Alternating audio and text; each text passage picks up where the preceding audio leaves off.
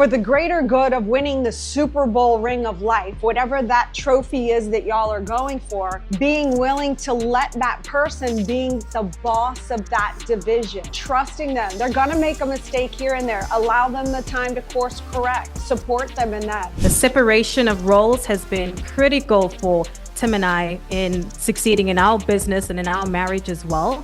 And I think having those questions and those conversations up front leads to success. And I think far too often, some couples are not talking about what their goals and their vision are. They're not talking about what are our strengths and weaknesses. And I think even just taking that one extra second to do that is going to set you up for success. Welcome to the Takeover with Tim and Cindy, where we show you how to dominate every area of life and business.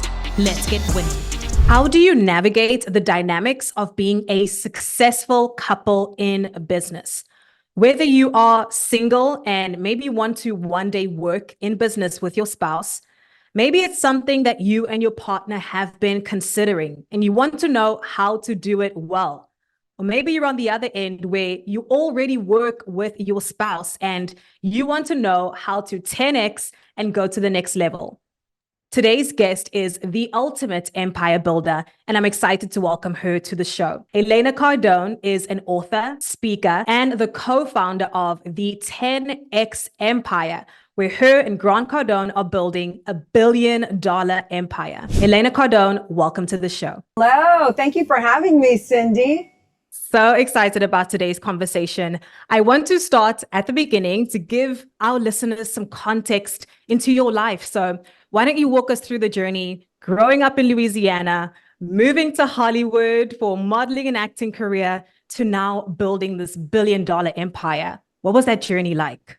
Well, the journey, gosh, seems like forever ago. But yes, I grew up in New Orleans, Louisiana.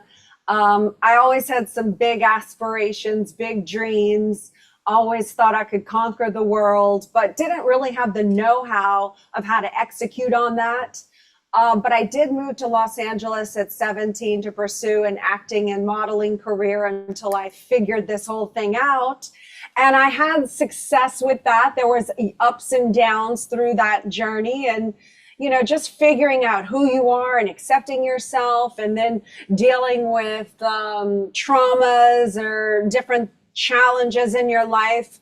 I had to go through a lot to really self-reflect and evolve and learn how to love myself and to become a best friend to myself. And through all of that, I sort of kind of climbed my way out of this rut or ditch or hole that I perceived myself to be in at those earlier years in my life.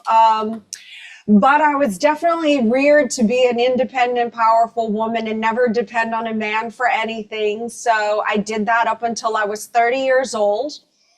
Married Grant when I was 30. And that was a huge 180 shift in my adjusting and thinking. And even though I had been in relationships before, it was always about me. It was never about who are we. And so for the first 4 years of our marriage, I was really trying to figure that out because I was still operating as a me within an us. But in the after about the 4-year mark in our relationship, we had a pivotal moment happen with 2008 that kind of forced me to self-reflect again. And that's when I really realized, wow, we're married now. I don't have the luxury to just be me. So without neglecting the importance of me and self-care and all of my stuff, if we were going to evolve as a couple, it had to become bigger than just me. And that bigger became about us. And that's when I really made another 180 pivot to figuring out, how do we do this thing together? How can we become stronger together to reach our mutual goals?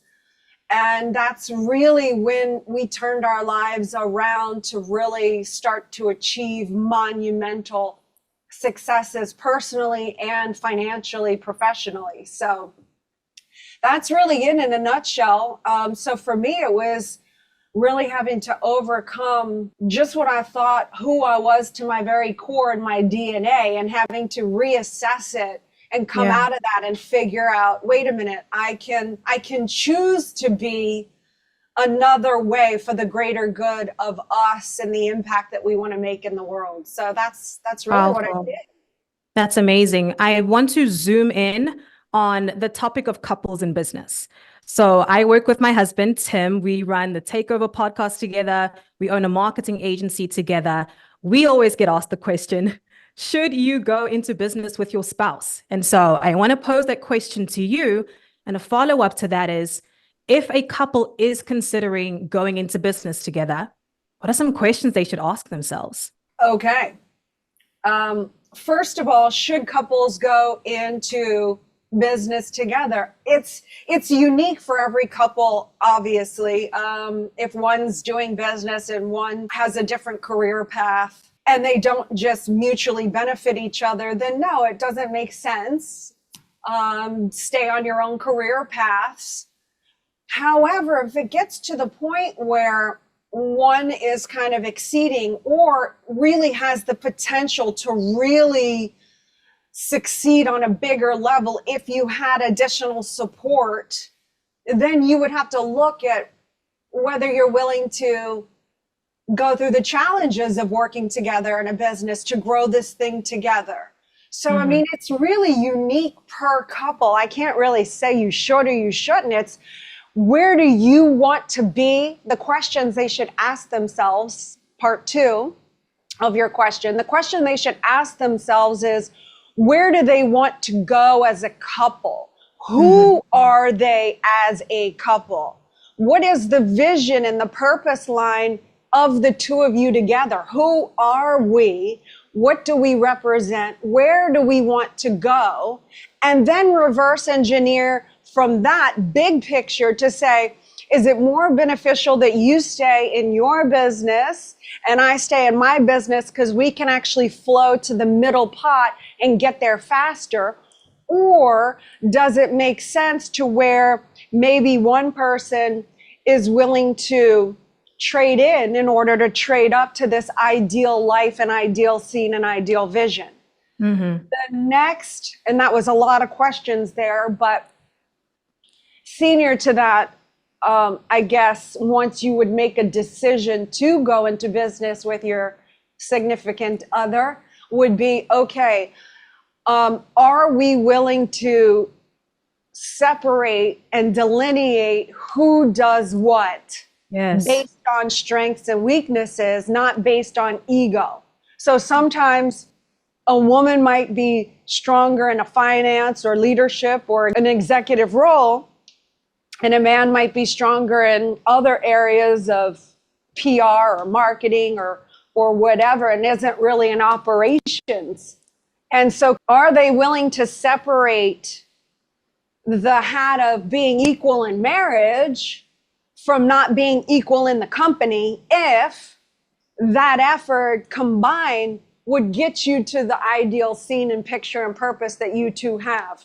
Are you willing to do that for the greater good? And then figure out who does what and go for the goal. So good. The separation of roles has been critical for Tim and I in succeeding in our business and in our marriage as well. And I think having those questions and those conversations up front leads to success. And I think far too often, some couples are not talking about what their goals and their vision are. They're not talking about what are our strengths and weaknesses. And I think even just taking that one extra second to do that is going to set you up for success. Right. It is. It sets expectations. It sets, and based on stats, not just this ego thing of, well, I'm this and I'm that. Well, but are you really? Where is the statistic? It's, I would say I would recommend based on statistics, strengths and weaknesses, but it does set expectations. And then the next hurdle is to really, for the greater good of winning the Super Bowl ring of life, whatever that trophy is that y'all are going for, being willing to let that person being the boss of that division or that role. And then the other one provides support in terms of advice or a sounding board or whatever. But at the end of the day, trusting the one that's running that division, I call it the IC, the in charge of that division, trusting them. They're going to make a mistake here and there. Allow them the time to course correct. Support them in that. If y'all decided that you were the boss of the business or the finances or whatever, let them run point while the other one is maybe the boss of the family or the in charge of the family. And same thing, advice, but not bypass. So once you designate the roles, don't bypass your partner. And these are the challenges of what you're going to come across and why it makes it difficult, because it's very easy to slip into husband or wife hat or versus what is my role in the business. Yes. I'm not equal in business to Grant. Grant is my senior in business because of a stat. He knows more about sales and follow-up and how to build a business and how to market and scale. I don't as much. That is not my strength. Now I've learned a lot and he's been an incredible mentor, but I'm not going to kid myself in thinking that I'm his equal in business, because I'm not. I trust him to do his role, and I can self-educate and become as powerful and as strong as I need to be of comparable magnitude in the business. But I always understand that his say is the final say, and I in that role. Don't take my words out of context, right? But in that role, I'm not talking husband and wife, I'm talking in our role as business. He is my senior and I'm his junior. In my role as running the family, he is my junior. And it's very hard to not want to bypass, because he's a parent, he's the father. Of course he's going to want, but major decisions about school and activities and who's in the house and who's not in the house, whether they have sugar or don't have sugar, have sleepovers, not have sleepovers, those are my executive decisions. I am the CEO of our family. And so it's very hard for him not to bypass, or vice versa. You know, sometimes I want to interject or act like I know more about business, sometimes when I don't. But at the end of the day, when we are working like just together, is where I'm really trusting him in his role and he's really trusting me in my role. And together, because we have an incredible family life, not perfect. I don't want to misguide or mislead anyone to think we're trying to be the perfect family. We're just trying to be 10x and the best that we can be, and always evolving and always going. But I'm proud to be the mother of the family that I've created so far and where we're going. And you look at my kids and they're just off the charts. And I know I'm a biased mom, but you can also see the stats. I mean, they're stats. So yes. I'm proud of that. And Grant runs the business to afford us the lifestyle to be together and to have these trips and to fly all around the world and have access. And so we create the space over here at home for him to be able to run the business and not be a distraction, but create a distraction-free environment. And I believe, however much of a success, whether it's a centimeter or an inch, that adds to his success. That cannot be discarded, that us as a family add to his success. One, in that we're never saying, when's enough, stop, or giving problems. And two, I think our family legitimately, not that he needs it because he's already credible on his own based on his own stats, but we as a family being as tight knit and as ethical and like phenomenal, it adds to the edification of him. A lot of people who see Grant through my eyes go, okay, he must be okay, because here's this woman that stands by him. We just had our 20-year anniversary, and look at their kids and look at what they're doing.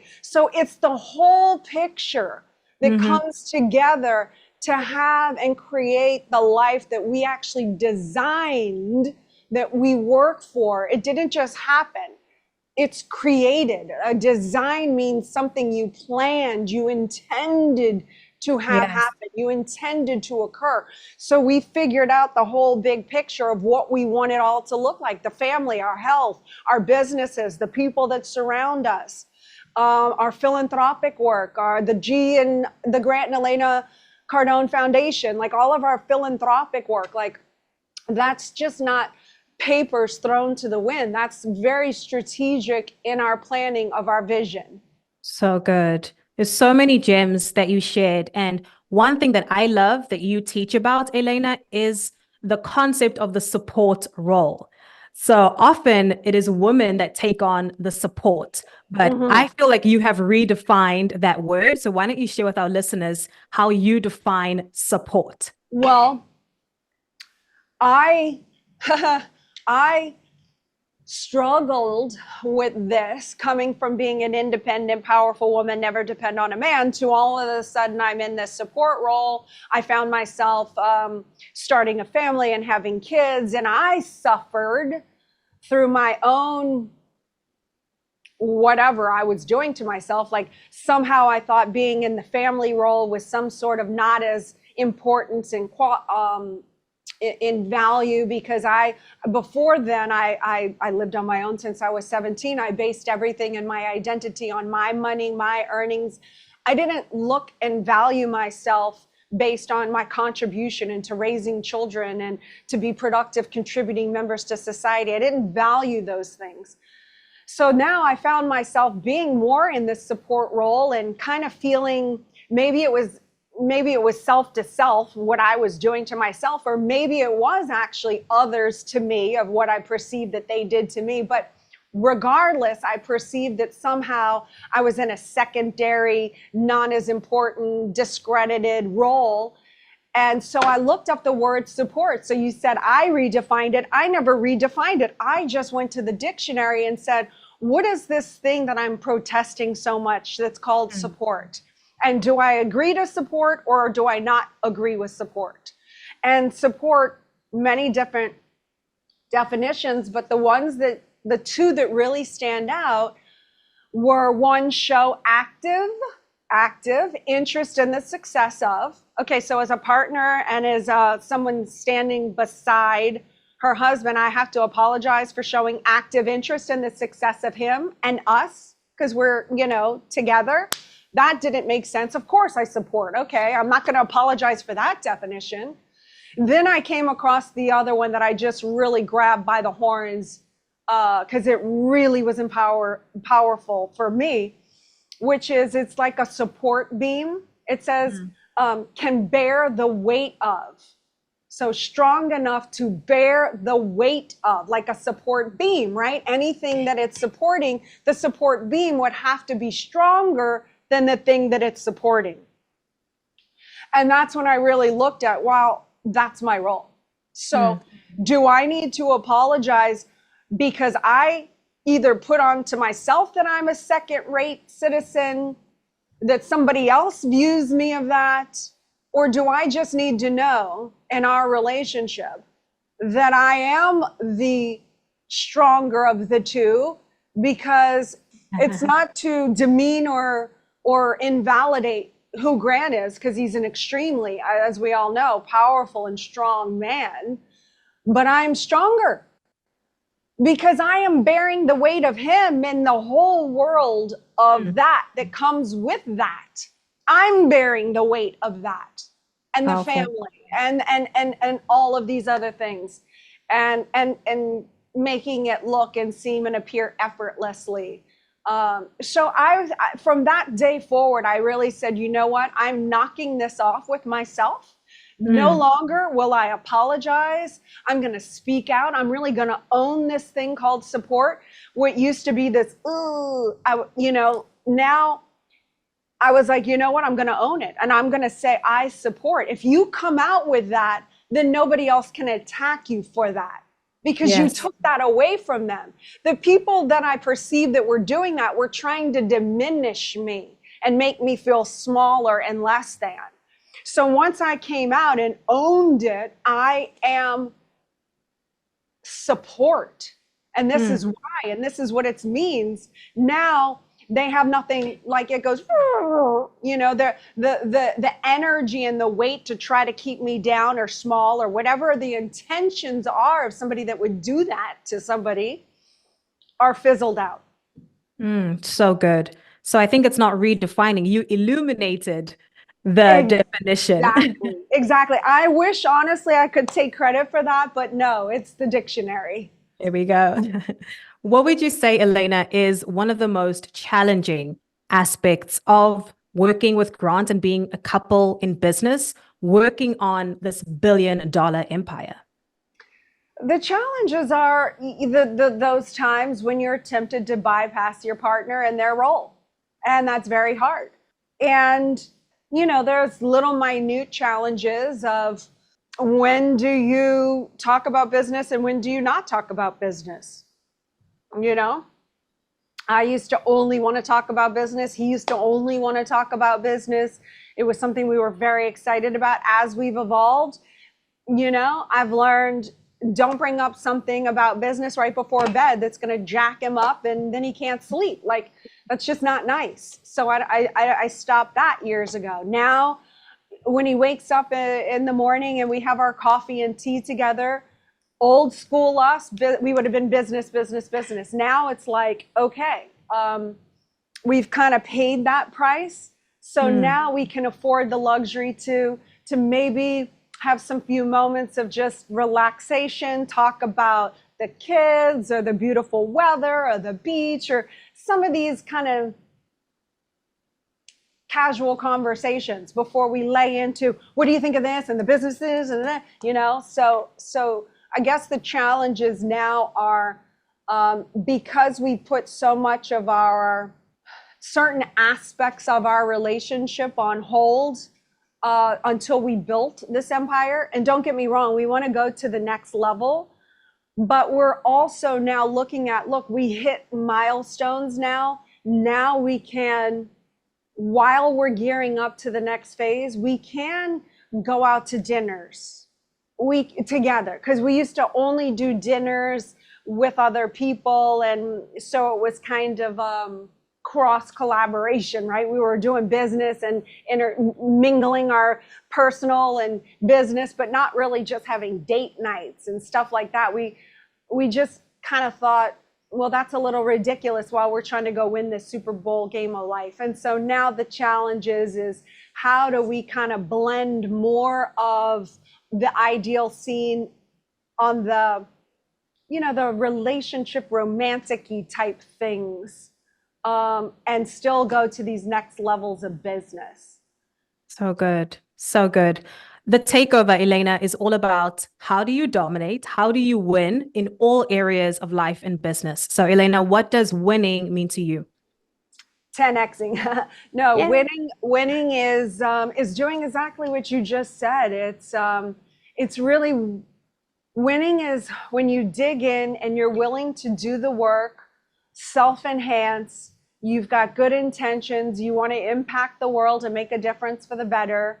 You are continuing to put one foot in front of the next, whether you get knocked down, stand back up and keep moving forward, knowing that you're wearing the crown of a greater cause. You know, ours is we want to help people. We want to make a difference. So you see that in everything that we do. So that's winning. Winning is wearing that crown, because that crown is bigger than you. When you wear the crown, you don't have the luxury to just be you. The queen, before she passed away, she can't just go do things like go into a bar or sleep with whoever she wants to, or, you know, say things that she didn't want to. She's wearing the crown. Like, so winning is being willing to sometimes sacrifice your own personal greedy motivations in order to have and make impact for the greatest good, for the greatest number of people and opportunities and situations for others. Incredible. I loved this conversation. I received so much, and I know that our listeners did as well. Elena, what are you working on right now? How can people get in touch with you or even participate in all the amazing things that you all are doing? Well, you can go to elenacardone.com. What I'm working on right now, my next big venture is 10X Ladies. That's August 16th and 17th in Miami.